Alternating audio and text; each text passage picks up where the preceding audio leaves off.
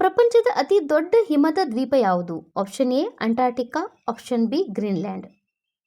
So ಈ ರೀತಿಯಾಗಿ ಪ್ರಶ್ನೆ ಕನ್ಸೆಪ್ಟ್ ಚೇಂಜ್ ಆಗಿ ಬರ್ಬೋದು. 2025 ಮತ್ತು 26ನೇ UPSC ಈ ಟಾಪಿಕ್ ಪ್ರಾಬಿಲಿಟಿಯನ್ನು ಹೊಂದಿದೆ. ಅಕಸ್ಮಾತಿಗೆ ಈ ರೀತಿಯಾಗಿ ಪ್ರಶ್ನೆಯನ್ನು ಬಂದರೆ ನಾವು ಇದನ್ನು ಯಾವ ರೀತಿಯಾಗಿ ಸಾಲ್ವ್ ಮಾಡ್ಬೋದು ಅಥವಾ ಯಾವ ರೀತಿಯಾಗಿ ನಾವು ಅದನ್ನು ನೋಡ್ಬೋದು ಪ್ರಿಲಿಮ್ಸ್ನಲ್ಲಿ ಅನ್ನುವಂಥದ್ದು. ಓಕೆ, ಸೊ ನಮಸ್ಕಾರ, ನಾನು ಗಂಗಾ DL, ಇದು ಗಂಗಾ IAS ಕನ್ನಡದಲ್ಲಿ UPSC ಸರಳವಾಗಿ ಸಾಧ್ಯ. ಸ್ನೇಹಿತರೆ, ಈ ಟಾಪಿಕ್ ಯಾಕೆ ಮುಖ್ಯ ಅಂತ ಹೇಳೋದಾದರೆ, ಸೊ 2ನೇ ಬಾರಿಗೆ ಅಮೆರಿಕದ ಅಧ್ಯಕ್ಷರಾಗಿ ಅಧಿಕಾರವನ್ನು ವಹಿಸ್ಕೊಂಡಿದ್ರು ಡೊನಾಲ್ಡ್ ಟ್ರಂಪ್ ಅವರು. ಇವರೇನು ಮಾಡ್ತಾರೆ ಅಂದರೆ, ವೆನೆಜುವೆಲಾದ ಕಾರ್ಯಾಚರಣೆ ನಂತರ ತಮ್ಮ ಹೇಳಿಕೆಯನ್ನು ರಿಪೀಟ್ ಆಗಿ ಮತ್ತೊಂದು ಸತಿ ಹೇಳ್ತಾರೆ. ಏನಂದರೆ, ನಮಗೆ ಅಲ್ಲಿನ ಸಂಪನ್ಮೂಲ ಅಂದರೆ ಗ್ರೀನ್ಲ್ಯಾಂಡ್ನ ಸಂಪನ್ಮೂಲಗಳು ಬೇಡ, ದೇಶದ ಭದ್ರತೆಯ ದೃಷ್ಟಿಯಿಂದ ಆ ದ್ವೀಪ ಬೇಕು ಅಂತ ಹೇಳ್ತಾರೆ. ಸೊ ಇದನ್ನು ಬಹಳಷ್ಟು ಜನರು ವಿರೋಧಿಸಿದರೂ ಕೂಡ ಇದು ಒಂದು ಸುದ್ದಿಯಲ್ಲಿರುವಂಥದ್ದು. ಯಾಕೆಂದರೆ ಇದು ರಿಪೀಟ್ ಆಗಿ ಡೊನಾಲ್ಡ್ ಟ್ರಂಪ್ ಇವರು ಇದರ ಮೇಲೆ ಕಣ್ಣಿಟ್ಟಿರುವಂಥದ್ದು. ಹಾಗಾಗಿ ಇದು ತುಂಬಾ ಮುಖ್ಯವಾಗಿರುತ್ತದೆ. ಸೊ ಬನ್ನಿ ಸ್ನೇಹಿತರೆ, ಹಾಗಾದರೆ ನೋಡೋಣ ಗ್ರೀನ್ಲ್ಯಾಂಡ್ ಬಗ್ಗೆ ಈ ಒಂದು ವಿಡಿಯೋದಲ್ಲಿ ನಾವು ನೋಡೋಣ. ಸೊ ಸುಮಾರು 90% ಅಭ್ಯರ್ಥಿಗಳು ಈ ಕನ್ಸೆಪ್ಟ್ ಕನ್ಫ್ಯೂಸನ್ನು ಮಾಡ್ಕೊಳ್ತಾರೆ. ಅಂದರೆ UPSC ಇದನ್ನೇ ಟ್ರ್ಯಾಪ್ ಆಗಿ ಕೇಳುತ್ತೆ. ಅಂದರೆ ಫಿಲಿಮ್ಸಲ್ಲಿ ಯಾವ ರೀತಿಯಾಗಿ ಆದರೂ ಕ್ವಶನನ್ನು ಕೇಳ್ಬೋದು, ಟ್ರ್ಯಾಪ್ ಆಗಿ ಕೇಳ್ಬೋದು, ಅಥವಾ ಮೇನ್ಸಲ್ಲೂ ಕೂಡ ಇದನ್ನು ಕೇಳ್ಬೋದು, ಹಾಗೂ essay ರೈಟಿಂಗಲ್ಲೂ ಕೂಡ ಇದನ್ನು ಕೊಡ್ಬೋದು. ಸೊ ಈ ಒಂದು ವಿಷಯನೆಂದರೆ ಜಿಯೋಗ್ರಫಿಕಲ್ಲೂ ಹೌದು, ಪೊಲಿಟಿಕಲಿ ಹಾಗೂ ಹೌದು, ಎರಡೂ ರೀತಿಯಾಗಿ ತುಂಬಾ ಮಹತ್ವವನ್ನು ಹೊಂದಿದೆ.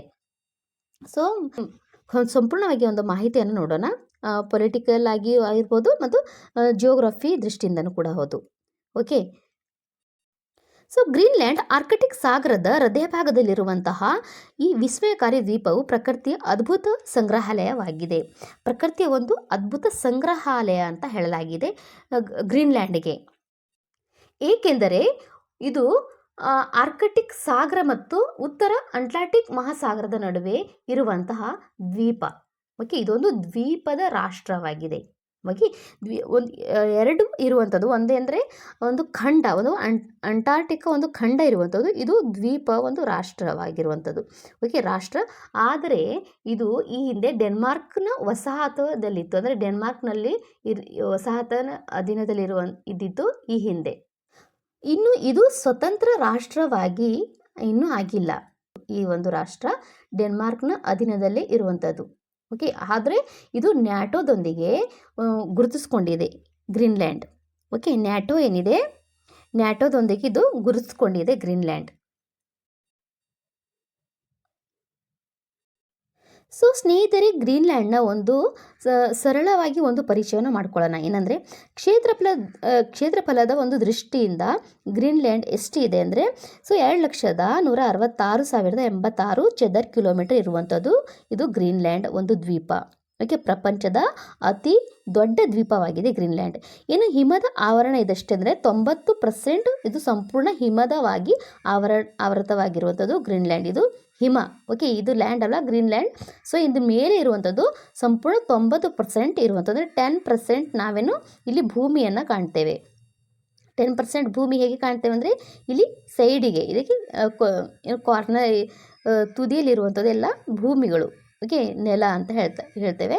ಸೊ ಇದೆಲ್ಲ ಭೂಮಿ. ಸೊ ಬರೀ 10% ಅಂತ ಹೇಳ್ಬೋದು.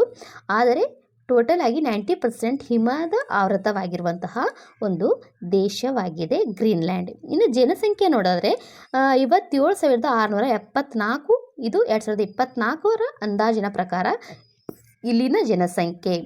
ಆದರೆ 60,000 ನಾವು ಅದಕ್ಕೆ ಹೇಳ್ಬೋದು. ಓಕೆ, 60,000 ಇದರ ಜನಸಂಖ್ಯೆ ಇದೆ ಅಂತ ಹೇಳ್ಬೋದು. ಇನ್ನು ನೈಸರ್ಗಿಕವಾಗಿ ಆರ್ಕ್ಟಿಕ್ ಸಾಗರದ ಮಧ್ಯೆ ಅಂದರೆ ಕೆನಡಾ. ಓಕೆ, ಇದರ ಪೂರ್ವದಲ್ಲಿ ಇರುವಂಥದ್ದು ಕೆನಡಾ ದೇಶ. ಓಕೆ, ಕೆನಡಾ ಒಂದು ದೇಶ. ಕೆನಡಾದ ದಕ್ಷಿಣಕ್ಕೆ ಬರುವಂಥದ್ದು ಅಮೇರಿಕಾ. ಸೊ ಅಮೇರಿಕಾ ದೇಶ ಕೆನಡಾದ ದಕ್ಷಿಣಕ್ಕೆ ಬರ್ತದೆ. ಆದರೆ ಕೆನಡಾದ ಪೂರ್ವದಲ್ಲಿ ಈ ಭಾಗಕ್ಕೆ ಬರುವಂಥದ್ದು, ಕೆನಡಾದ ಪೂರ್ವದಲ್ಲಿ ಬರುವಂಥದ್ದೇ ಯಾವುದು? ಗ್ರೀನ್ಲ್ಯಾಂಡ್. ಕೆನಡಾ ಪೂರ್ವ ಭಾಗದಲ್ಲಿ ಗ್ರೀನ್ಲ್ಯಾಂಡ್ ಬರುವಂಥದ್ದು. ಸೊ ಇದು ಫಸ್ಟು ಇದು ಮ್ಯಾಪ್ ನೋಡಿ ಇಲ್ಲೊಂದು ಸ್ವಲ್ಪ. ಏನಂದರೆ ಕೆನಡಾ ಫಸ್ಟ್ ಬರ್ತದೆ. ಅಂದರೆ ಕೆನಡಾದ ಒಂದು ದಕ್ಷಿಣ ಭಾಗದಲ್ಲಿ ಬರುವಂಥದ್ದು ಅಮೇರಿಕಾ ದಕ್ಷಿಣ ಭಾಗದಲ್ಲಿ ಬರುವಂಥದ್ದು. ಸೊ ಕೆನಡಾದ ಪೂರ್ವ ಭಾಗದಲ್ಲಿ ಈ ಗ್ರೀನ್ಲ್ಯಾಂಡ್ ದ್ವೀಪ ಏನು ಲೊಕೇಟೆಡ್ ಆಗಿರುವಂಥದ್ದು. ಸೊ ಈ ದ್ವೀಪದ ಸುತ್ತಲೂ ಸಮುದ್ರ ಇರುವ ಕಾರಣಕ್ಕಾಗಿ ಸೊ ಇಲ್ಲಿನ ಪ್ರಮುಖ ಬೇಸಾಯ ಏನಂದರೆ ಮೀನು. ಮೀನುಗಾರಿಕೆ, ಮೀನು ಸಾಕಾಣಿಕೆ ಇದರ ಮುಖ್ಯ ಬೇಸಾಯ. ಫಿಶ್ ಏನು ಹೇಳ್ತೇವೆ, ಮೀನನ್ನು ಇವರು ಸಾಕ್ತಾರೆ, ಮುಖ್ಯ ಬೇಸಾಯವಾಗಿದೆ. ಮತ್ತು ಬೇಟೆಗಾರಿಕೆ ಇದರ ಮುಖ್ಯ ಬೇಸಾಯವಾಗಿರುವಂಥದ್ದು. ಓಕೆ, ಇತಿಹಾಸದಲ್ಲಿ ಈ ಗ್ರೀನ್ಲ್ಯಾಂಡ್ ನೋಡೋದಾದರೆ, ಸೊ ವೆಕಿಂಗ್ ಎರಿಕ್ ದ ರೆಡ್ ಅವರು ಗ್ರೀನ್ಲ್ಯಾಂಡನ್ನು ಕಂಡುಹಿಡಿದರು. ಫಸ್ಟು 982ರಲ್ಲಿ ಇದನ್ನು ಕಂಡುಹಿಡಿತಾರೆ. ಆನಂತರ 1953ರಲ್ಲಿ ಡೆನ್ಮಾರ್ಕ್ನ ವಸಾಹತ ಇಲ್ಲಿ ಕೊನೆಗೊಳ್ತದೆ. ಆಮೇಲೆ 1979ರಲ್ಲಿ ಸ್ವಶಾಸನನ ಪಡೀತದೆ ಗ್ರೀನ್ಲ್ಯಾಂಡ್. ಸ್ವಶಾಸನವನ್ನು ಪಡೀತದೆ 1979ರಲ್ಲಿ. ಇನ್ನು 2009ರಲ್ಲಿ ಸಂಪೂರ್ಣವಾಗಿ ಸ್ವಶಾಸನ ಸಾಧಿಸ್ತದೆ, ಅಂದರೆ ಸ್ವತಂತ್ರವಾಗುತ್ತೆ ಇದು ಗ್ರೀನ್ಲ್ಯಾಂಡ್ 2009ರಲ್ಲಿ. ಆದರೂ ಕೂಡ ಇದರ ಒಂದು ಸೈನ್ಯ ಮತ್ತು ಆರ್ಥಿಕ ನೀತಿ ಏನಿದೆ, ವಿದೇಶಾಂಗ ನೀತಿ ಎಲ್ಲವನ್ನು ಡೆನ್ಮಾರ್ಕ್ ನಿಯಂತ್ರಿಸ್ತದೆ. ಡೆನ್ಮಾರ್ಕ್ ಎಂದರೆ ಇದರಲ್ಲಿ ವಿದೇಶಾಂಗ ನೀತಿ ಮತ್ತು ರಕ್ಷಣೆ ಏನಿದೆ, ಅಂದರೆ ಮಿಲಿಟರಿ ಎಲ್ಲವನ್ನು ಕೂಡ ಆಡಳಿತವನ್ನು ಡೆನ್ಮಾರ್ಕ್ ಕಂಟ್ರಿ ಇದೆ ಇದು ನಿಯಂತ್ರಿಸ್ತದೆ. ಹಾಗಾದರೆ ಈ ಗ್ರೀನ್ಲ್ಯಾಂಡನ್ನು ವೈಟ್ ಲ್ಯಾಂಡ್ ಅಂತ ಹೇಳ್ಬೋದಾಗಿತ್ತು. ಯಾಕಂದರೆ ಸಂಪೂರ್ಣವಾಗಿ ಇರುವಂಥದ್ದು ಸ್ನೋ ಇರುವಂಥದ್ದು ಸಂಪೂರ್ಣವಾಗಿ. ಇಲ್ಲಿ ಸಂಪೂರ್ಣವಾಗಿ ಇಲ್ಲಿ ಏನು ಬಿದ್ದಿದೆ, ಸ್ನೋ ಅಂದರೆ ಹಿಮ ಬಿದ್ದಿದೆ, ಗ್ಲೇಸಿಯರ್ ಇರುವಂತಹ ಒಂದು ರಾಷ್ಟ್ರ. ಆದರೆ ಇದಕ್ಕೆ ವೈಟ್ ಲ್ಯಾಂಡ್ ಅಂತ ಹೇಳ್ಬೋದಾಗಿತ್ತು, ಆದರೆ ಇದಕ್ಕೆ ಗ್ರೀನ್ಲ್ಯಾಂಡ್ ಅಂತ ಹೇಳಲಾಗಿದೆ. ಸೊ ಯಾಕೆ ಹೇಳಲಾಗಿದೆ ಗ್ರೀನ್ಲ್ಯಾಂಡ್ ಅಂತಲೇ? ಸೊ ಇದನ್ನು ಕಂಡುಹಿಡಿದವರು ಯಾರು? ವೆಕಿಂಗ್ ಎರಿಕ್ ದ ರೆಡ್ ಅನ್ನುವರು ಇದನ್ನು ಕಂಡುಹಿಡಿತಾರೆ 982ರಲ್ಲಿ. ಸೊ ಇವರೇನು ಮಾಡ್ತಾರಂದರೆ ಈ ಭೂಮಿಯನ್ನು ಹಚ್ಚ ಹಸಿರು ಅಂತ ಕರೀತಾರೆ. ಯಾರು ಕಂಡುಹಿಡಿದವರೇ ಕರೀತಾರೆ. ಯಾರವರು? ಎರಿಕ್ ದ ರೆಡ್ ಅನ್ನುವಂತಹವರು. ಎರಿಕ್ ದ ರೆಡ್ ಇವರು ಈ ಭೂಮಿಯನ್ನು ಹಚ್ಚ ಹಸಿರು ಅಂದರೆ ಗ್ರೀನ್ ಆಗಿರುವಂಥ ಲ್ಯಾಂಡ್ ಅಂತ ಹೇಳಿ ಕರೀತಾರೆ. ಸೊ ಯಾಕೆ ಈ ಗ್ರೀನ್ ಆಗಿರುವಂಥ ಲ್ಯಾಂಡ್ ಅಂತ ಕರೀತಾರೆ ಈ ಭೂಮಿಯನ್ನಂದರೆ, ಇಲ್ಲಿ ಪ್ರವಾಸಿಗರು ಹರಿದು ಬರಲಿ, ಪ್ರವಾಸಿಗರ ಸಂಖ್ಯೆ ಹೆಚ್ಚಾಗಲಿ, ಟೂರಿಸಮ್ ಹೆಚ್ಚಾಗಲಿ, ಗ್ರೀನ್ಲ್ಯಾಂಡನ್ನು ನೋಡಲು ಜನರು ಬರಲಿ, ಇಲ್ಲಿ ಬಂದು ಇಲ್ಲಿನ ಆರ್ಥಿಕತೆ ಸುಧಾರಿಸಲಿ ಅಂತ ಹೇಳುವ ದೃಷ್ಟಿಯಿಂದಾಗಿ ಇದಕ್ಕೆ ಗ್ರೀನ್ಲ್ಯಾಂಡ್ ಅಂತ ಹೆಸರನ್ನು ಇಡ್ತಾರೆ. ಸೊ ಇದಕ್ಕೆ ವೈಟ್ ಲ್ಯಾಂಡ್ ಅಥವಾ ಒಂದು ಗ್ಲೇಸಿಯರ್ ಲ್ಯಾಂಡ್ ಅಥವಾ ಅಂತ ಹೇಳ್ಬೋದಾಗಿತ್ತು, ಆದರೆ ಗ್ರೀನ್ಲ್ಯಾಂಡ್ ಅಂತ ಹೇಳಲಾಗಿದೆ. ಆದರೆ ಇಲ್ಲಿ ಹಚ್ಚ ಹಸಿರು ಏನೂ ಅಷ್ಟೊಂದು ಕಾಣಲ್ಲ, ಬಟ್ ಗ್ರೀನ್ಲ್ಯಾಂಡ್ ಅಂತ ಹೇಳಲಾಗಿದೆ. ಯಾಕಂದರೆ ಇಲ್ಲಿ ಪ್ರವಾಸಿಗರು ಬರಲಿ ಅನ್ನುವಂಥದ್ದು ಒಂದು ದೃಷ್ಟಿಯಿಂದ. ಸೊ ಪ್ರವಾಸೋದ್ಯಮ ಹೆಚ್ಚಾಗಲಿ, ಇದರಿಂದ ಆರ್ಥಿಕ ಸುಧಾರಣೆ ಆಗಲಿ ಅನ್ನುವಂಥ ಒಂದು ದೃಷ್ಟಿಯಿಂದ ಇದಕ್ಕೆ ಗ್ರೀನ್ಲ್ಯಾಂಡ್ ಅಂತ ಹೆಸರನ್ನು ಇಡ್ತಾರೆ. ಸೊ ರಾಜಕೀಯ ಮತ್ತು ಆಡಳಿತ ವ್ಯವಸ್ಥೆಯನ್ನು ನೋಡೋದಾದರೆ, ಡೆನ್ಮಾರ್ಕ್ ಅಧೀನದಲ್ಲಿ ಸ್ವಶಾಸಿತ ಪ್ರದೇಶ ಇರುವಂಥದ್ದು ಹಾಗೂ ಸಂಸದೀಯ ಪ್ರಜಾಪ್ರಭುತ್ವ ಇರುವಂಥದ್ದು ಈ ಒಂದು ದೇಶದಲ್ಲಿ. ಇನ್ನು ಪ್ರಧಾನಮಂತ್ರಿ ಯಾರು? ಕುಪಿಕ್ ಕ್ಲೆಸ್ಟರ್ ಅನ್ನುವಂಥದ್ದು ಈ ಪ್ರಸ್ತುತ ಪ್ರಧಾನಮಂತ್ರಿಯ ಆಗಿರುವಂಥವ್ರು, ಅಂದರೆ ಸೇವೆಯಲ್ಲಿ ಇರುವಂಥವ್ರು ಪ್ರಧಾನಮಂತ್ರಿ ಈ ಒಂದು ದೇಶದಲ್ಲಿ. ಇನ್ನು ಕರೆನ್ಸಿ ಡೆನಿಷ್ ಕ್ರೋನ್, ಯಾಕಂದರೆ ಡೆನ್ಮಾರ್ಕ್ ಒಂದು ಆರ್ಥಿಕತೆ ಇಲ್ಲಿ ನೋಡ್ಕೊಳ್ತಾ ಇರೋದರಿಂದ ಮತ್ತು ರಕ್ಷಣೆ ಕೂಡ ಡೆನ್ಮಾರ್ಕ್ ಮಾಡ್ತಾ ಇರುವುದರಿಂದ ಡೆನಿಷ್ ಕ್ರೋನ್ ಇಲ್ಲಿ ಒಂದು ಕರೆನ್ಸಿ ಆಗಿರುವಂಥದ್ದು. ಇನ್ನು ಸ್ನೇಹಿತರೆ, ಡೆನ್ಮಾರ್ಕ್ ಇದರ ಪಾತ್ರವೇನಿದೆ ಅಂದರೆ ವಿದೇಶಾಂಗ ವ್ಯವಹಾರಗಳು ಮತ್ತು ಭದ್ರತೆ ಮತ್ತು ಆರ್ಥಿಕ ನೀತಿಯನ್ನು ಡೆನ್ಮಾರ್ಕ್ ಇದನ್ನು ನೋಡ್ಕೊಳ್ತದೆ. ಸೊ ಡೆನ್ಮಾರ್ಕ್ ಇದರ ಪ್ರಮುಖ ಪಾತ್ರವನ್ನು ವಹಿಸ್ತದೆ. ಇನ್ನು ಭೌಗೋಳಿಕ ಸ್ಥಿತಿಯನ್ನು ನೋಡೋದಾದರೆ ಗ್ರೀನ್ಲ್ಯಾಂಡ್ನ ಒಟ್ಟು 83% ಏನಿದೆ, ಈ ಭೂಮಿ 83% ಶಾಶ್ವತ ಹಿಮದ ಆವೃತವಾಗಿರುವಂತಹ ಭೂಮಿ. ಗ್ರೀನ್ಲ್ಯಾಂಡ್ನ ಒಟ್ಟು 83% ಭೂಮಿ ಏನಿದೆ ಶಾಶ್ವತ ಶಾಶ್ವತ ಹಿಮದಿಂದ ಆವೃತವಾಗಿರುವಂತಹ ಭೂಮಿ. ಇನ್ನು ಉಳಿದಿರೋದು 17% ಏನಿದೆ ಇಲ್ಲಿ ಜನರ ವಸತಿ ಇರುವಂಥದ್ದು. ಕೇವಲ 17% ಮುಕ್ತವಾಗಿದೆ. ಅಂದರೆ ಆವಾಗಲೇ ತೋರಿಸಿದೆ ಅಲ್ವಾ ನಾನು. ಸೊ ದ್ವೀಪದ ತುದಿಯಲ್ಲಿ ಇರುವಂಥ ಪ್ಲೇಸ್ ಅಂದರೆ ಇಲ್ಲಿ ನೆಲ ಕಾಣ್ತಿರುವುದು ನಮಗೆ, ಅದು ಕೇವಲ 17% ಮಾತ್ರ ಇಲ್ಲಿ ಜನರು ವಾಸಿಸ್ತಾ ಇದ್ದಾರೆ. ಓಕೆ, ಸೊ ಇನ್ನು ಇಲ್ಲಿ ಹವಾಮಾನದ ವೈಶಿಷ್ಟ್ಯತೆಯನ್ನು ನೋಡೋದಾದರೆ ಅತ್ಯಂತ ಶೀತಲ ಆಗಿರುವಂಥ ಹವಾಮಾನ, ಒಂದು ದೀರ್ಘಕಾಲ ಚಳಿಯಾಗಿರ್ತದೆ. ಯಾಕಂದರೆ ಅದು ಸ್ನೋ ಗ್ಲೇಸಿಯರ್ ಹೆಚ್ಚಾಗಿರೋದರಿಂದ ಈ ಒಂದು ದೇಶದಲ್ಲಿ ಚಳಿಗಾಲ ಹೆಚ್ಚಾಗಿರ್ತದೆ. ಓಕೆ, ಯಾಕಂದರೆ ನಮ್ಮ ಭೂಮಿಯ ಒಂದು ಇದು south pole. Okay, south pole ಅಂತ ಹೇಳ್ತೇವೆ, ದಕ್ಷಿಣ ಧ್ರುವ, ಮತ್ತು ಭೂಮಿಯ ಒಂದು ನಾರ್ತ್ ಪೋಲ್ ಆಗಿರುವಂಥದ್ದು. ಸೊ ನಾರ್ತ್ ಪೋಲಲ್ಲಿ ಕಂಡುಬರುವಂತಹ ಒಂದು ದೇಶವಾಗಿರುವಂಥದ್ದು ಇದು ಗ್ರೀನ್ಲ್ಯಾಂಡ್. ಸೊ ಹಾಗಾಗಿ ಇಲ್ಲಿ ಶೀತಲ ಪ್ರದೇಶ, ಅದನ್ನು ತುಂಬಾ ಶೀತಲ ಆಗಿರುವಂತಹ, ಚಳಿ ಇರುವಂತಹ ಪ್ರದೇಶವಾಗಿದೆ. ಯಾಕಂದರೆ ಗ್ಲೇಸಿಯರ್ಸಿಂದಲೇ ತುಂಬಿರುವಂತಹ ಒಂದು ಪ್ರದೇಶವಾಗಿದೆ ಇದು. ಇನ್ನು ಜೂನ್ನಲ್ಲಿ ಸೂರ್ಯನು ಅಸ್ತಮಿಸುವುದಿಲ್ಲ. ಅಂದರೆ ಜೂನ್ನಲ್ಲಿ ಇಲ್ಲಿ ಸೂರ್ಯ ಇಲ್ಲಿ ಮುಳುಗುವುದಿಲ್ಲ ಅಂತ ಹೇಳಲಾಗ್ತದೆ. ಯಾಕಂದರೆ ಇಲ್ಲಿ ದಿನಗಳು ಹೆಚ್ಚಾಗಿ ಕಂಡುಬರ್ತದೆ ಇಲ್ಲಿ. ಓಕೆ, ಸೊ ಆರ್ಕಟಿಕ್ ಪರಿಸರ ವ್ಯವಸ್ಥೆ ಇಲ್ಲಿ ಪ್ರಮುಖ ಭಾಗವಾಗಿರುತ್ತೆ. ಆರ್ಕಟಿಕ್ ಸಮುದ್ರ ಇರುವಂಥದ್ದು ನಾರ್ತ್ ಪೋಲಲ್ಲಿ, ಇನ್ನು ಸೌತ್ ಪೋಲಲ್ಲಿ ಅಂಟಾರ್ಟಿಕಾ ಸಮುದ್ರ ಇರುವಂಥದ್ದು. ಆರ್ಕಟಿಕ್ ಪ್ರದೇಶವಾಗಿರೋದ್ರಿಂದ ಇಲ್ಲಿ ಪರಿಸರ ವ್ಯವಸ್ಥೆಯಲ್ಲಿ ಪ್ರಮುಖವಾಗಿದೆ. ಇನ್ನು ಜನಸಂಖ್ಯೆ ನೋಡಿದರೆ ಇನುಟ್ ಸಮುದಾಯ ಏನಂದರೆ 88% ಏನಿದೆ ಇಲ್ಲಿ ಇನುಟ್ ಸಮುದಾಯದವರು ಇಲ್ಲಿ ವಾಸಿಸ್ತಾ ಇದ್ದಾರೆ. ಮತ್ತು ಭಾಷೆ ಏನಾಗಿದೆ ಗ್ರೀನ್ಲ್ಯಾಂಡಿಕ್. ಓಕೆ, ಕಲಾಲಿಸುತ್ತ ಗ್ರೀನ್ಲ್ಯಾಂಡ್ನ ಮತ್ತೊಂದು ಹೆಸರು ಕಲಾಲಿಕ್ ಅಂತ ಹೇಳಲಾಗುತ್ತೆ. ನೀವು ಇನ್ನೊಂದ್ಸತಿ ಸರ್ಚ್ ಮಾಡಿ ಗ್ರೀನ್ಲ್ಯಾಂಡ್ನ ಮತ್ತೊಂದು ಹೆಸರು ಏನಂತ. ಅಲ್ಲಿ ಅಂದರೆ ನೇಟಿವ್ ಆಗಿ ಪ್ರಾದೇಶಿಕವಾಗಿ ಗ್ರೀನ್ಲ್ಯಾಂಡನ್ನು ಏನಂತ ಕರಿತಿದ್ರು. ಓಕೆ, ಯಾವ ಹೆಸರಿನಿಂದ ಗ್ರೀನ್ಲ್ಯಾಂಡನ್ನ ಕರೀತಾರೆ ಅದನ್ನು ನೀವು ಕಮೆಂಟಲ್ಲಿ ಬರೀರಿ. ಓಕೆ, ಸೊ ಇಲ್ಲಿ ಭಾಷೆ ಮಾತಾಡ್ತಿರೋದು ಒಂದು ಡೆನಿಷ್ ಮಾತಾಡ್ತಾರೆ, ಮತ್ತೊಂದು ಯಾವುದು ಗ್ರೀನ್ಲ್ಯಾಂಡಿಕ್.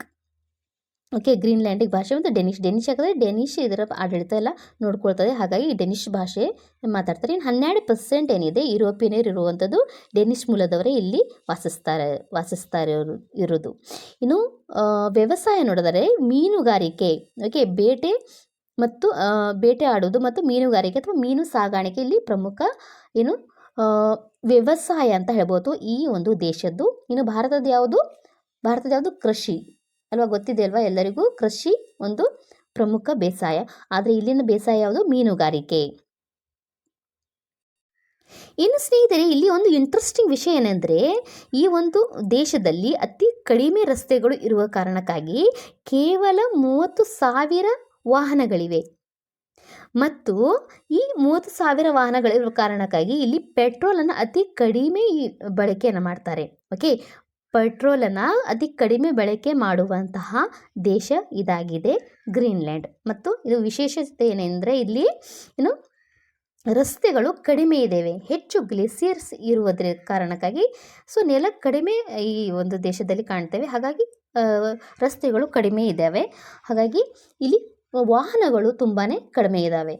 ಓಕೆ, ಇನ್ನು ಆರ್ಥಿಕತೆ ರಚನೆ ಅಂದರೆ ಒಟ್ಟು GDP $1.1 ಬಿಲಿಯನ್ ಇರುವಂಥದ್ದು 2001ರ PPP ಅದರ ಪ್ರಕಾರ ಇರುವಂಥದ್ದು. PPP ಅಂದರೆ ಏನು, ಇದನ್ನು ಕೂಡ ಕಮೆಂಟಲ್ಲಿ ಬರೀರಿ. ಸೊ ಎಕನಾಮಿಕ್ ಸ್ಟಡಿ ಮಾಡಿದ್ದೀರಾ ಯಾರಾದರೂ, ಅದನ್ನು PPP ಅಂದರೆ PPP ಏನು ಹೇಳ್ತೇವೆ, PPP ಯಾವುದಕ್ಕಾಗಿ ಬಳಸಲಾಗತ್ತೆ ಅದನ್ನು ನೀವು ಕಮೆಂಟಲ್ಲಿ ಹೇಳಿ. ಓಕೆ, ಈ ಕಮೆಂಟಲ್ಲಿ ಯಾರೆಲ್ಲ ಬರೀತಿದ್ರಿ ಅದನ್ನು ನೋಡ್ತೇನೆ. ಸೊ ಯಾರ ಕಮೆಂಟ್ ಸರಿಯಾಗಿದೆ ಅನ್ನೋದು. ಒಂದು ಗ್ರೀನ್ಲ್ಯಾಂಡನ್ನು ನೇಟಿವ್ ಆಗಿ ಅಲ್ಲಿ ಯಾವ ಹೆಸರಿನಿಂದ ಕರೆಯಲಾಗತ್ತೆ. ಮತ್ತೊಂದು ಪ್ರಶ್ನೆ ಏನು ಕೊಟ್ಟಿದೆ ಈಗ, PPP ಅಂದರೆ ಏನು, PPP ಅಂದರೆ ಏನು, ಎಕನಾಮಿಕಲಿ PPP ಅಂದರೆ ಏನು ಅಂತ. ಇನ್ನು $20K ಏನಿದೆ, $20K ಏನಿದೆ ಇದು ತಲಾ ಆದಾಯ, ಸರಾಸರಿ ವಾರ್ಷಿಕ ಆದಾಯ ಅಂತ ಇಲ್ಲಿ ಈ ಒಂದು ದೇಶದಾಗಿದೆ. ಇನ್ನು ಮೀನುಗಾರಿಕೆ ಸಾಗಾಣಿಕೆ ಈ ಒಂದು ವ್ಯವಸಾಯ ಆಗಿದೆ ಈ ಒಂದು ದೇಶದಲ್ಲಿ. ಇನ್ನು ಪ್ರವಾಸೋದ್ಯಮ ಕೂಡ ಹೌದು. ಇನ್ನು ಸರ್ಕಾರಿ ಅನುದಾನ ಎಲ್ಲಿ ಪಡ್ಕೊಳ್ತದೆ? ಡೆನ್ಮಾರ್ಕ್ ದೇಶದಿಂದ ಸರ್ಕಾರಿ ಅನುದಾನವನ್ನು ಇದು ಪಡ್ಕೊಳ್ತದೆ. ಇನ್ನು ಪರಿಸರದ ಸವಾಲುಗಳು ಹೆಚ್ಚಾಗಿರುವಂಥದ್ದು ಈ ದೇಶದಲ್ಲಿ. ಪರಿಸರ ಸವಾಲುಗಳು ಯಾಕಂದರೆ ವೇಗವಾಗಿ ಗ್ಲೇಸಿಯರ್ಸ್ಗಳು ಕರಗ್ತಾ ಇದ್ದಾವೆ ಈ ಒಂದು ದೇಶದಲ್ಲಿ. ಹಾಗಾಗಿ ಗ್ಲೇಸಿಯರ್ಸ್ ಕರಗೋದ್ರಿಂದ ಏನಾಗುತ್ತೆ ಅಂದರೆ ಸಮುದ್ರದ ಮಟ್ಟ ಏನಾಗುತ್ತೆ ಅಂದರೆ ಹೆಚ್ಚಾಗತ್ತೆ. ಗ್ಲೇಸಿಯರ್ಸ್ ಕರಗರೆ ಹಿಮದ ಗಡ್ಡೆಗಳು ಕರಗಿದಾಗ ಏನಾಗುತ್ತೆ, ಸುತ್ತಲೂ ಸಮುದ್ರ ಇದೆ ಅಲ್ವಾ, ಸೊ ಸಮುದ್ರದ ಮಟ್ಟ ಹೆಚ್ಚಾಗತ್ತೆ. ಇದೇ ಒಂದು ಅಪಾಯ ಕಾಡ್ತಾ ಇರೋದು ಈ ಒಂದು ದೇಶಕ್ಕೆ. ಮಟ್ಟ ಹೆಚ್ಚಾಗೋದಕ್ಕೆ ಕಾರಣ ಯಾವುದು? ಗ್ಲೇಸಿಯರ್ ಕರಗುವುದು. ಮತ್ತು ಗ್ಲೇಸಿಯರ್ ಕರಗುವುದಕ್ಕೆ ಕಾರಣ ಏನು? ತಾಪಮಾನ ಹೆಚ್ಚಾಗ್ತಾ ಇರೋದು, ಅಂದರೆ ಕ್ಲೈಮೇಟ್ ಚೇಂಜ್ ಆಗ್ತಾ ಇರೋದು. ಇನ್ನು 21ನೇ ಶತಮಾನದಲ್ಲಿ ಇದೇ ಒಂದು ಗಂಭೀರ ಸಮಸ್ಯೆ ಅಂತ ಹೇಳ್ಬೋದು, ಕ್ಲೈಮೇಟ್ ಚೇಂಜ್ ಅಂತ. ಓಕೆ, ಇನ್ನು ಆರ್ಕಟಿಕ್ಸ್ ಪ್ರದೇಶದಲ್ಲಿ ಅತ್ಯಂತ ವೇಗವಾಗಿ ಬದಲಾವಣೆ ಆಗ್ತಾ ಇರೋದು ಈ ಒಂದು ಕ್ಲೈಮೇಟ್ ಚೇಂಜ್ನಿಂದಾಗಿ. ಓಕೆ, ಇನ್ನು ಜಾಗತಿಕ ಪರಿಣಾಮ ಅಂದರೆ ಗ್ರೀನ್ಲ್ಯಾಂಡ್ ಹಿಮ ಕರಗುವಿಕೆ ಹವಾಮಾನದ ಮೇಲೆ ಭಾರಿ ಪರಿಣಾಮವನ್ನು ಬೀರಿದೆ. ಸೊ ಇದೇ ಒಂದು ಪಾಯಿಂಟನ್ನು ಇಟ್ಕೊಂಡು ಡೊನಾಲ್ಡ್ ಟ್ರಂಪ್ ಅವರು ಏನು ಮಾಡ್ತಾರೆ, ಈ ಒಂದು ದೇಶದ ಮೇಲೆ ಕಣ್ಣನ್ನು ಇಟ್ಟಿದ್ದಾರೆ. ಓಕೆ, ಯಾಕೆ ಈ ಒಂದು ದೇಶದ ಮೇಲೆ ಕಣ್ಣನ್ನಿಟ್ಟಿದ್ದಾರೆ ಅನ್ನೋದನ್ನು ಹೇಳ್ತೇನೆ ನೋಡಿ. ಯಾಕೆಂದರೆ ನೈಸರ್ಗಿಕವಾಗಿ ಈ ಗ್ರೀನ್ಲ್ಯಾಂಡ್ ಸಂಪನ್ಮೂಲ ರಾಷ್ಟ್ರವಾಗಿರೋದ್ರಿಂದ ಹಾಗೂ ವಿವಿಧ ಉದ್ಯಮಗಳಿಗೆ ಬೇಕಾದ ಅಪರೂಪದ ಖನಿಜ ಲೋಹಗಳು ಮತ್ತು ಲಿಥಿಯಂಗಳು ಮತ್ತು ನೈಸರ್ಗಿಕ ಅನಿಲದ ನಿಕ್ಷೇಪಗಳು ಇಲ್ಲಿ ಕಂಡುಬಂದಿವೆ. ನೆಲ ಇಲ್ಲಿ ಯಾವಾಗ ಕಾಣಲಿಕ್ಕೆ ಶುರುವಾಯಿತು ಆವಾಗ ಡೊನಾಲ್ಡ್ ಟ್ರಂಪ್ನ ಒಂದು ತಲೆಯಲ್ಲಿ ಏನು ಬರ್ತಾ ಇರೋದು, ಇಲ್ಲಿ ಇರುವಂತಹ ಒಂದು ನೈಸರ್ಗಿಕ ಸಂಪನ್ಮೂಲಗಳ ಮೇಲೆ ನಾನು ಹತೋಟಿಯನ್ನು ಸಾಧಿಸ್ಬೋದು. ಈ ಒಂದು ಗ್ರೀನ್ಲ್ಯಾಂಡನ್ನು ನಾನು ಪಡ್ಕೊಂಡ್ರೆ ಇಲ್ಲಿ ಹೆಚ್ಚು ಮತ್ತಷ್ಟು ನಾವು ನೈಸರ್ಗಿಕ ಸಂಪನ್ಮೂಲಗಳನ್ನು ಪಡ್ಕೊಳ್ಬೋದು ಅನ್ನುವಂಥ ದೃಷ್ಟಿಯಿಂದ ಈ ಒಂದು ದೇಶದ ಮೇಲೆ ಡೊನಾಲ್ಡ್ ಟ್ರಂಪನ ಕಣ್ಣು ಬಿದ್ದಿರುವಂಥದ್ದು. ಓಕೆ, ಸೊ ಒಂದೇ ಮಾತಲ್ಲಿ ಹೇಳೋದಾದರೆ ಡೊನಾಲ್ಡ್ ಟ್ರಂಪ್ ಏನು ದೇಶದ ಭದ್ರತೆಗಾಗಿ ದ್ವೀಪ ಅಗತ್ಯ ಅಂತ ಹೇಳಿದ್ದಾರೆ.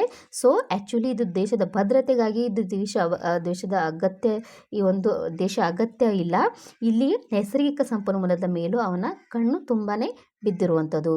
ಸೊ ದೇಶದ ಭದ್ರತೆಗೆ ಆಲ್ರೆಡಿ ಡೆನ್ಮಾರ್ಕ್ ಇರುವಂಥದ್ದೇ ಇದೆ. ಸೊ ಹೊಸದಾಗಿ ಇವನೇನು ಗ್ರೀನ್ಲ್ಯಾಂಡ್ನ ಕಾಪಾಡಿಬಿಟ್ಟು ಏನು ಮಾಡ್ಕೋಬಹುದಂತೇನಿಲ್ಲ. ಈಗ ವೆನಿಜುವೆಲಾದ ಮೇಲೆ ಕಾರ್ಯಾಚರಣೆ ನಡೆಸಿದ ನಂತರ ಇವನೇನು ಮಾಡ್ತಾನೆ ಅಂದರೆ ಗ್ರೀನ್ಲ್ಯಾಂಡ್ ಮೇಲೂ ಕೂಡ ಒಂದು ಕಣ್ಣನ್ನು ಇಟ್ಟುಬಿಟ್ಟಿದ್ದಾನೆ. ಯಾಕಂದರೆ ವೆನಿಜುವೆಲಾ ಅತ್ಯಂತ ತೈಲಭರಿತ ಅಥವಾ ಪ್ರಪಂಚದಲ್ಲಿ ಅತಿ ಹೆಚ್ಚು ತೈಲ ಉತ್ಪಾದಿಸುವಂಥ ಒಂದು ದೇಶ. ಸೊ ಹಾಗಾಗಿ ವೆನಿಜುವೆಲಾನ ಯಾವ ರೀತಿಯಾಗೂ ಪಡ್ಕೊಳ್ಬೋದು ಅನ್ನುವಂಥ ಒಂದು ದೃಷ್ಟಿಯಿಂದ ಅಲ್ಲಿದ್ದಂಥ ಆ ದೇಶದ ಅಧ್ಯಕ್ಷನನ್ನೇ ಏನು ಮಾಡ್ತಾನೆ, ಅವನು ಕಿಡ್ನ್ಯಾಪನ್ನು ಮಾಡ್ಕೊಳ್ಬಿಡ್ತಾನೆ. ಮಾಡಿ ಅವನ ಮೇಲೆ ಮಾದಕ ವಸ್ತುದ ಏನು ಸಾಗಾಣಿಕೆ ಮಾಡ್ತಿದ್ದರು ಅನ್ನುವಂಥ ಒಂದು ಆರೋಪವನ್ನು ಹೊರಿಸಿ ನ್ಯಾಯಾಲಯಕ್ಕೆ ಅವರನ್ನು ಒಪ್ಪಿಸ್ತಾನೆ. ಮತ್ತು ಅಲ್ಲಿ ಅಕಸ್ಮಾತಾಗಿ ಅಲ್ಲಿ ಅಧ್ಯಕ್ಷರೇ ಇಲ್ಲ ಆದರೆ ಒಂದು ದೇಶದಲ್ಲಿ, ಫಾರ್ ಎಕ್ಸಾಂಪಲ್ ಇವಾಗ ಒಂದು ದೇಶದ ಪ್ರಧಾನಮಂತ್ರಿ ಆ ದೇಶದಲ್ಲಿ ಇಲ್ಲ ಅಂದರೆ ಆ ದೇಶ ಇನ್ನೊಬ್ಬರ ಪಾಲಾಗುವಂಥದ್ದು. ಓಕೆ, ಮತ್ತೊಬ್ಬರ ಆ ದೇಶದಲ್ಲಿ ಬಂದು ನಾವು ಆಡಳಿತ ನಡೆಸ್ತೇವೆ, ಇನ್ನು ಆ ದೇಶದಲ್ಲಿ ಸರ್ಕಾರ ರಚನೆ ಆಗುವ ತನಕ ಅನ್ನುವಂಥ ಒಂದು ಹಿತದೃಷ್ಟಿ ಇರುವಂಥದ್ದು. ಸೊ ಆ ಒಂದು ಕಾರಣವನ್ನು ಇಟ್ಕೊಬಿಟ್ಟು ಇವನೇನು ಮಾಡ್ತಾನೆ, ವೆನಿಜುಲಾನ ಪಡ್ಕೊಳ್ಳಿಕ್ಕೆ ಪ್ರಯತ್ನವನ್ನು ಮಾಡ್ತಾ ಇದ್ದಾನೆ. ಸೊ ಇದೇ ಪ್ರಯತ್ನವನ್ನು ಮತ್ತು ಗ್ರೀನ್ಲ್ಯಾಂಡ್ ಮೇಲೂ ಕೂಡ ಮಾಡ್ತಾ ಇದ್ದಾನೆ. ಸೊ ಅರ್ಥ ಆಯ್ತವಲ್ಲ ಯಾವ ಥರ ಅಂತ. ಸೊ ಗ್ಲೇಸಿಯರ್ಸ್ ಏನು ಕರಗ್ತಾ ಇದ್ದಾವೆ, ಈ ಒಂದು ಕಾರಣವನ್ನು ಇಟ್ಕೊಂಡು ಈ ಒಂದು ದೇಶದಲ್ಲಿ ನೈಸರ್ಗಿಕ ಸಂಪನ್ಮೂಲವನ್ನು ಪಡೆಯೋಗೋಸ್ಕರ ದೇಶದ ಭದ್ರತೆಗಾಗಿ ಗ್ರೀನ್ಲ್ಯಾಂಡ್ ನಮಗೆ ಬೇಕು ಅನ್ನುವಂತಹ ಒಂದು ಮಾತನ್ನು ಹೇಳ್ತಾನೆ ಟ್ರಂಪ್ ಅವರು. ಓಕೆ, ಇನ್ನು ಈ ದೇಶಕ್ಕೆ ಸಂಬಂಧಪಟ್ಟಂತೆ ರೋಚಕ ಸತ್ಯಗಳು ಸ್ನೇಹಿತರೆ ಇಲ್ಲಿದೆ. ಅಂದರೆ ಮೇ 25ರಿಂದ ಜುಲೈ 25ರವರೆಗೆ ಸೂರ್ಯನು ಇಲ್ಲಿ ಮುಳುಗೋದಿಲ್ಲ, ಅಂದರೆ ಅಸ್ತಮಿಸೋದಿಲ್ಲ ಅಂತ. ಇನ್ನು ಕೊರೋನಾ ಮಹಾಮಾರಿ ಏನು ಬಂದಿತ್ತಲ್ಲ ಆ ಸಮಯದಲ್ಲಿ ಕೇವಲ 31 ಪ್ರಕರಣಗಳಿದ್ದು, ಆದರೆ ಎಲ್ಲವೂ ಕೂಡ ಗುಣಮುಖವಾಗಿದ್ದವು. ಯಾಕಂದರೆ ತುಂಬಾ ಶೀತವಾಗಿರುವಂತಹ ಪ್ರದೇಶ, ಹಾಗಾಗಿ ಇಲ್ಲಿ ಸ್ಪ್ರೆಡ್ ಆಗಲಿಕ್ಕೆ ಅಷ್ಟೊಂದು ಸಾಧ್ಯವಾಗಿರಲಿಲ್ಲ. ಇನ್ನು ಪ್ರವಾಸೋದ್ಯಮ ನೋಡೋದಾದರೆ ಆರ್ಕ್ಟಿಕ್ ಸಾಹಸ ಮತ್ತು ಪ್ರವಾಸದ ಪ್ರಮುಖ ಕೇಂದ್ರವಾಗಿ ಬೆಳೀತಾ ಇದೆ ಗ್ರೀನ್ಲ್ಯಾಂಡ್ನದು. ಇನ್ನು ಧ್ವಜ ಏನಿದೆ ನೀಲಿ ಬಣ್ಣದ ಧ್ವಜ ಆಗಿರೋದು, ಯಾಕಂದರೆ ಸಾಗರದ ಒಂದು ಪ್ರತಿಬಿಂಬವಾಗಿ ನೀಲಿ ಧ್ವಜವನ್ನು ಕೊಡಲಾಗಿದೆ. ಮತ್ತು ವನ್ಯಜೀವಿ ಯಾವುದು? ಧ್ರುವ ಕರಡಿ ಇದರ ಒಂದು ವನ್ಯಜೀವಿ ಆಗಿರುವಂಥದ್ದು. ಸಾರಿ, ಇಲ್ಲಿ ಗ್ರೀನ್ ಧ್ವಜ ಆಗಿಬಿಟ್ಟಿದೆ, ಇಲ್ಲಿ ನೀಲಿ ಆಗಬೇಕಿತ್ತು. ಓಕೆನಾ? ಸೊ ಇದೊಂದು ಮಿಸ್ಟೇಕ್ ನೋಡ್ಕೊಳ್ಳಿ. ಇನ್ನು ಜಾಗತಿಕ ಮಹತ್ವ ಅಂತ ನೋಡೋದಾದರೆ, ಇನ್ನು ಆರ್ಕಟಿಕ್ ಪ್ರದೇಶ ಕಾರ್ಯತಂತ್ರ ಸ್ಥಾನ ಮತ್ತು ಜಾಗತಿಕ ನೌಕಾಯಾನದ ಪ್ರಮುಖ ಮಾರ್ಗವಾಗಿದೆ.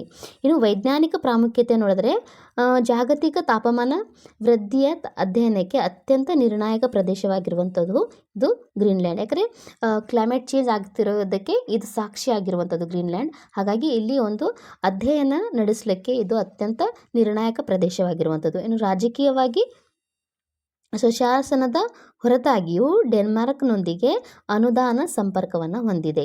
ಓಕೆ, ಇದು ಸ್ವತಂತ್ರವಾಗಿದ್ದರೂ ಕೂಡ ಡೆನ್ಮಾರ್ಕ್ನೊಂದಿಗೆ ಏನು ಮಾಡ್ತದೆ, ಇದು ಅನುದಾನವನ್ನು ಪಡ್ಕೊಳ್ತದೆ.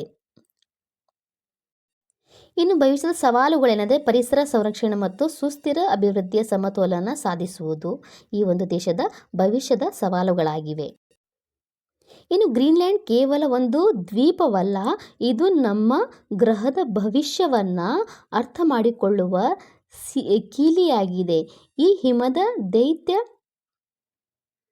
ಹಿಮದ ದೈತ್ಯವು ಹವಾಮಾನ ಬದಲಾವಣೆ ಮತ್ತು ಸಾಂಸ್ಕೃತಿಕ ಸಂರಕ್ಷಣೆ ಮತ್ತು ಸುಸ್ಥಿರತೆ ಅಭಿವೃದ್ಧಿ ಕುರಿತು ಮಹತ್ವದ ಪಾಠವನ್ನು ಕಲಿಸುವಂಥ ಒಂದು ದೇಶವಾಗಿದೆ ಗ್ರೀನ್ಲ್ಯಾಂಡ್.